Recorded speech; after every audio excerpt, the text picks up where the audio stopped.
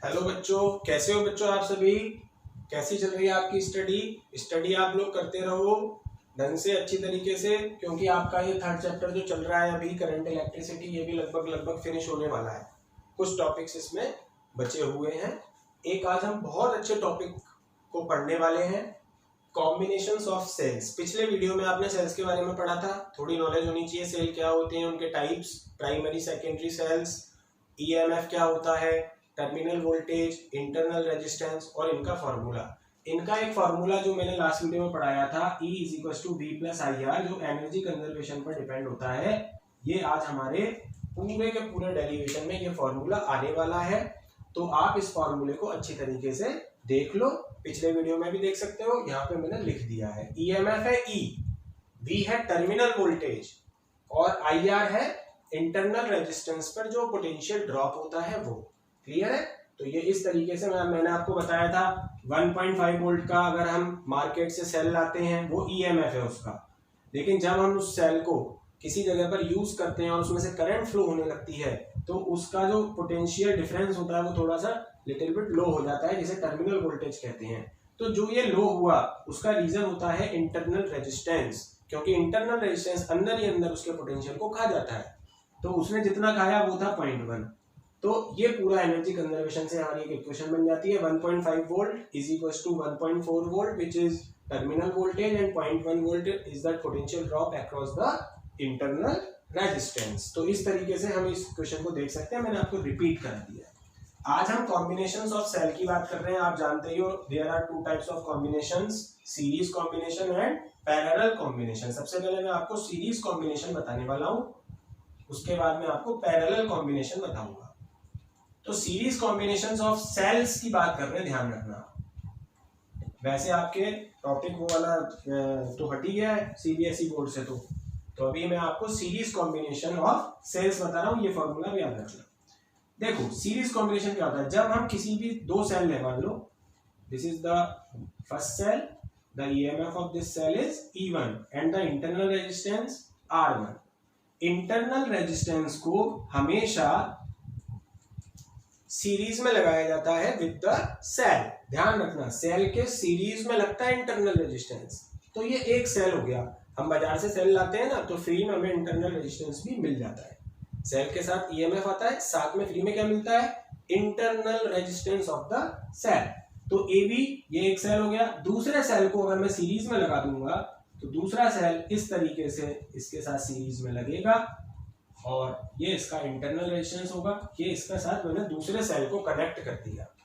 अब क्योंकि ये दोनों सेल एक ही वायर में कनेक्ट हैं, दिख रहा है आपको, एक ही वायर में कनेक्ट है, तो इसमें से जो करंट फ्लो होगी पूरे के पूरे सभी सेलों में वो सेम होगी।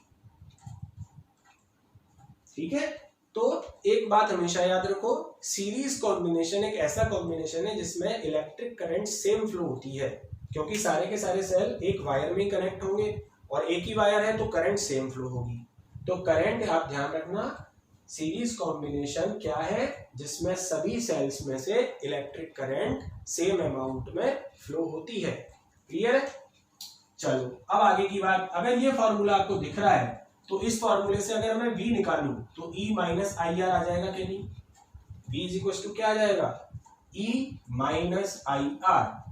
तो V is equal to E - IR आ गया। इस फॉर्मूले का यूज करेंगे और इस फॉर्मूले के अकॉर्डिंग अगर मैं पोटेंशियल ड्रॉप, ये पोटेंशियल ड्रॉप भी हो सकता है, टर्मिनल वोल्टेज भी कह सकते हो इसको, potential drop across point A and B, A और B के बीच में मुझे पोटेंशियल ड्रॉप फाइंड करना है, A और B के बीच में, इसको भूल जाओ अभी। तो ये हो गया VAB। तो VAB कितना होगा? इस according to this formula E is the EMF of cell. इन दोनों के बीच में कौन सा सेल है? E1 माइनस इलेक्ट्रिक करंट कितनी है? I, और इंटरनल रेजिस्टेंस कितना है इन दोनों के बीच में? R1। तो VAB is equal to E1 - IR1। Use this equation. जब आपने इसका यूज किया तो VAB आपको मिल गया E1 - IR1। इतना देखना है, आगे अभी नहीं देखना, क्योंकि मैं A और B के बीच की बात कर रहा हूं केवल। अब मैं बात करता हूं potential drop across across B and C. अब मैं इन दोनों पॉइंट की बात करता हूं। VBC is equal to E2, इधर इलेक्ट्रोमोटिव फोर्स कितना हो गया E2 माइनस करंट तो उतनी ही है पूरे सर्किट में I, और इंटरनल रेजिस्टेंस हो गया R2। तो दोनों में चेंज समझ में आ गया। VAB E1 minus IR1, VBC E2 minus IR2। अब मैं अगर total potential drop between A and C निकालूं, total potential drop between A and C, A और C के बीच का टोटल पोटेंशियल ड्रॉप निकालूं VAC, तो मुझे क्या मिलेगा? VAC निकालने के लिए मुझे दोनों पोटेंशियल, ये भी पोटेंशियल ड्रॉप है, ये भी, अगर दोनों को ऐड कर देता हूं तो टोटल पोटेंशियल ड्रॉप आ जाएगा VAB प्लस VBC। क्लियर है? VAB और VBC दोनों पोटेंशियल ड्रॉप है, वो इस सेल पर है, दूसरा इस सेल पर है पोटेंशियल ड्रॉप, दोनों को ऐड कर दो टोटल पोटेंशियल ड्रॉप आ जाएगा। तो दोनों को ऐड करने के लिए मैं यहां पर रख देता हूं इनकी values. VAC is equal to VAB कितना है?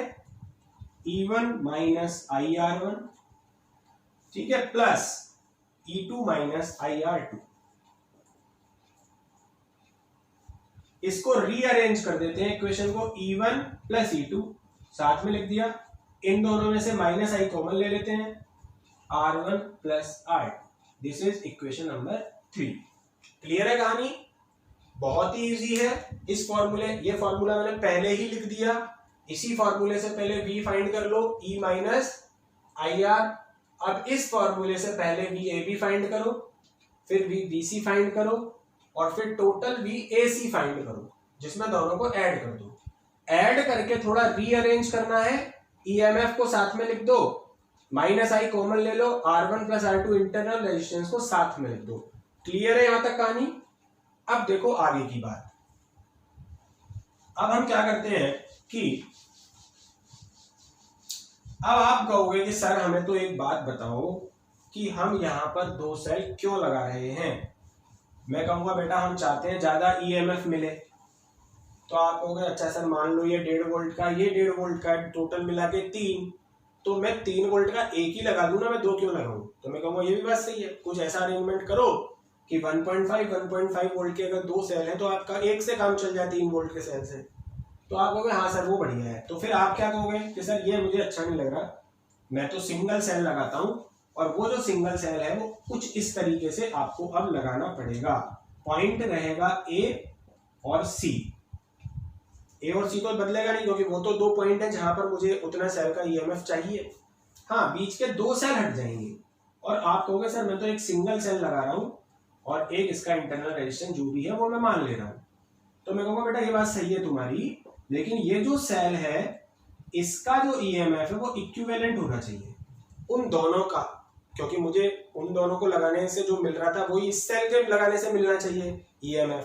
तो आप कहोगे हाँ सर कोई बात नहीं, मैंने इसको E इक्विवेलेंट मान लिया, जो उन दोनों का सेलों का इक्विवेलेंट होगा, और ये इंटरनल रेजिस्टेंस भी मैंने R इक्विवेलेंट मान लिया। तो आपका एज इट इज सर सेल बन गया, बस मैंने उनका इक्विवेलेंट मान के यहाँ पे एक नया सेल लगा दिया। मैंने कहा ये सही है, फिर कोई दिक्कत नहीं है। तो जब ये दोनों इक्विवेलेंट है तो करंट तो उतनी ही रहेगी जितनी उसमें फ्लो रही थी आई, ठीक है। लेकिन अब इसके अकॉर्डिंग अगर हम पोटेंशियल ड्रॉप निकालें VAC, ये तो हमने अलग तरीके से निकाला, 2 सेल अलग अलग।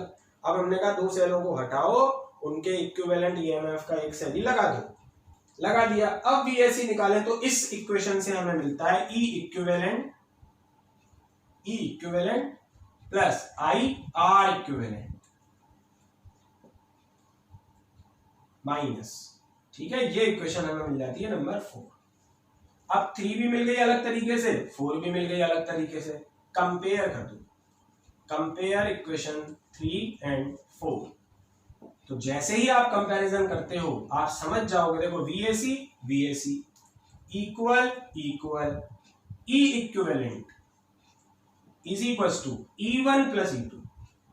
तो बच्चों एक E इक्विवेलेंट का आपके पास फॉर्मूला आ चुका है।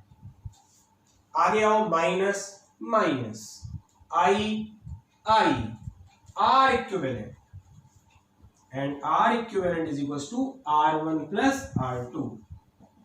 अब इतनी जो आपने मगजमारी की वो इन फॉर्मूले के लिए आपने की।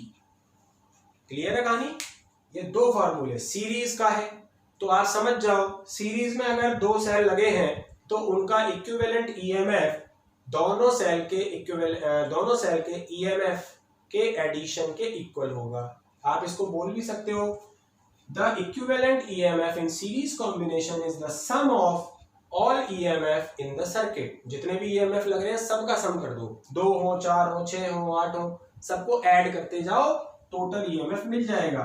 And the equivalent internal resistance in the circuit is also the sum of all internal resistance connected in circuit. जो भी सर्किट में जितने भी सेल हैं और सबके, अभी तो 2 ही थे, मान लो 10 सेल्स लगा दिए जाए और सबका इक्विवेलेंट रेजिस्टेंस आपको दे रखा हो, तो इसी तरीके से उनको ऐड करते जाओ सिंपल तरीके से। तो सीरीज कॉम्बिनेशन में हमें डायरेक्ट ऐड करके ये दोनों फॉर्मूले मिल जाते हैं। अगर n सेल होंगे तो भी यही फॉर्मूला आप अप्लाई करोगे। क्लियर हो गई कहानी? तो बहुत ही इजी डेरिवेशन है सीरीज का। अगर हम कुछ इंपॉर्टेंट पॉइंट्स की बात करें तो देख लो जरा थोड़े से एक आध points. First point, for n cells, अगर n सेल्स लगा दिए जाए सीरीज में तो E इक्विवेलेंट क्या आ जाएगा? E1 प्लस E2 कहां तक जाएगा? En। R इक्विवेलेंट क्या आ जाएगा? R1 प्लस R2 कहां तक जाएगा? Rn। इतनी बात क्लियर है?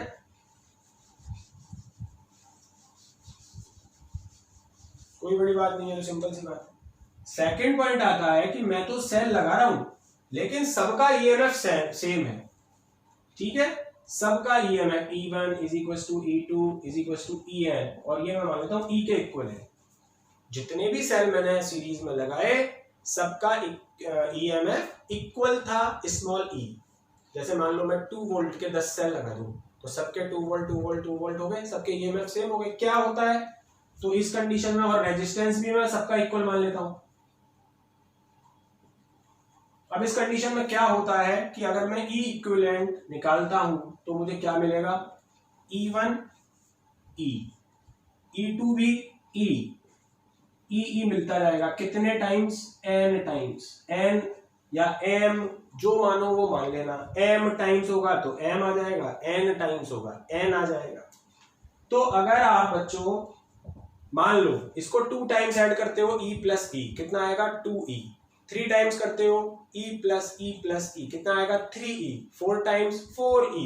n टाइम्स NE, तो इक्विवेलेंट कितना आ जाएगा? NE EMF। और इंटरनल रेजिस्टेंस निकालोगे तो वो भी इसी तरीके से R plus R n times, इसको भी आप ऐड करोगे तो ये NR आ जाएगा।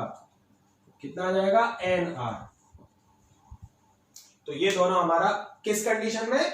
जब all cells have equal EMF. ठीक है, दूसरा पॉइंट हो गया। थर्ड में कि इस कंडीशन में जब है तो सर्किट में इलेक्ट्रिक करंट कितनी फ्लो होगी? इलेक्ट्रिक करंट, तो इलेक्ट्रिक करंट इसी फॉर्मूले से निकलेगी। इससे IR कितना आ जाएगा? IR आ जाएगा E माइनस बी। और सॉरी, इसको ऐसा करना, पहले लिखना E इज इक्वल टू, अगर निकाल भी चुके हैं V को IR लिख देना। पिछले वाले वीडियो में बताया था ना मैंने, ये जो V है ये टर्मिनल वोल्टेज है जो कि बाहर वाला जो रेजिस्टेंस होता है उस रेजिस्टेंस पर कितना पोटेंशियल ड्रॉप है उसके इक्वल होता है। इसमें से I कॉमन आ जाएगा, capital R plus small r। यहाँ से I कितना आ जाएगा? Small e capital R plus small r। अब हम क्योंकि इक्विवेलेंट की बात कर रहे हैं, हम सेल के इक्विवेलेंट की बात कर रहे हैं, तो यहाँ E इक्विवेलेंट और यहाँ R इक्विवेलेंट, ये फॉर्मूला बनेगा करंट का। तो हम अगर यहां से देखें E इक्विवेलेंट कितना है? NE upon capital R plus R equivalent कितना है? NR। ये फॉर्मूला बन जाएगा इस कंडीशन में। तो इस कंडीशन में जब हम ऐसे सेल्स को सीरीज में लगा देते हैं जिनके ईएमएफ इक्वल हैं, इंटरनल रेजिस्टेंस इक्वल है, तो इतनी करंट वहां पर फ्लो होती है। N is the total number of cells. तो ये आपका बच्चों सीरीज कॉम्बिनेशन और उसके कुछ इंपॉर्टेंट पॉइंट्स हैं। एक बात और मैं आपको बता दूं सीरीज में, कि अगर हम किसी एक सेल के टर्मिनल को अपोजिट करते हैं, जैसे एक सेल ऐसे था, अब मैं कहता हूं एक सेल मैंने ऐसे लगा दिया, AC E1 E2 R1 R2 B I current. मैंने क्या करा, एक सेल के टर्मिनल, देखो वैसे क्या था प्लस माइनस, पर मैंने इसको पलट दिया। तो इस कंडीशन में जो इक्विवेलेंट होगा वो E1 माइनस E2 होगा। कब? जब E1 ग्रेटर देन होगा E2 के।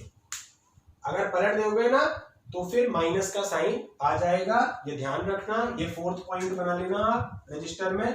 फोर्थ पॉइंट ये हो जाएगा कि अगर हम एक सेल के टर्मिनल को अपोजिट कर देते हैं तो, और अगर E1 बड़ा है E2 से, then the equivalent EMF is E1 minus E2, and if E2 greater than E1 then equivalent EMF is equals to E2 minus E1। तो जो भी बड़ा हो उसमें से छोटे को माइनस कर दोगे तो इक्विवेलेंट EMF आ जाएगा। कब? जब एक टर्मिनल पलट दिए जाए। अगर सिंबल प्लस माइनस है तो फिर ऐड करना, और अगर इधर से माइनस प्लस हो जाए तो उसके EMF को माइनस, सेल के EMF को माइनस कर देना। ये पूरा आपका सीरीज है। ये सीरीज आप इस वीडियो में पढ़ो, नहीं तो उस पैरेलल पढ़ाने पर ये वीडियो लंबा हो जाएगा। पैरेलल आपको नेक्स्ट वीडियो में मिल जाएगा, देख लो इसको एक बार।